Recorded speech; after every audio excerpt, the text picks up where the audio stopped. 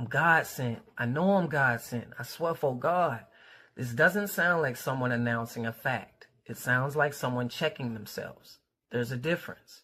When somebody knows something cleanly, they don't need to keep saying it. When somebody keeps returning to the same statement, especially in slightly different forms, that usually means there's resistance somewhere inside. This feels less like, let me tell y'all who I am, and more like, let me remind myself who I am.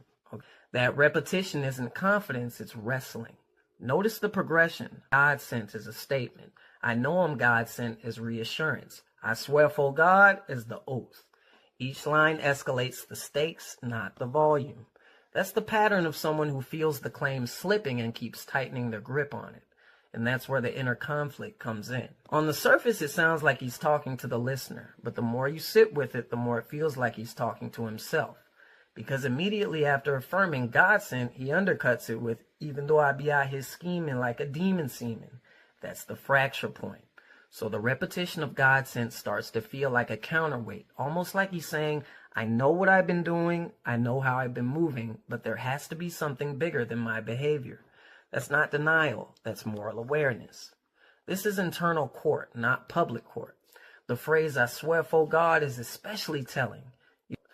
You don't swear before God for other people. You swear before God when you're putting yourself on trial.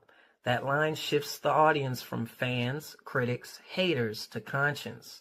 It's like Kodak saying, I might be able to justify this to the world, but can I justify it to God? That's heavy. There's another layer too. When someone comes from chaos, pressure, and self-admitted grime, believing you're God sent isn't just spiritual, it's protective. It's a way of saying my survival wasn't random, my escape wasn't luck, my story isn't meaningless. So when he keeps repeating it, it feels less like ego and more like anchoring.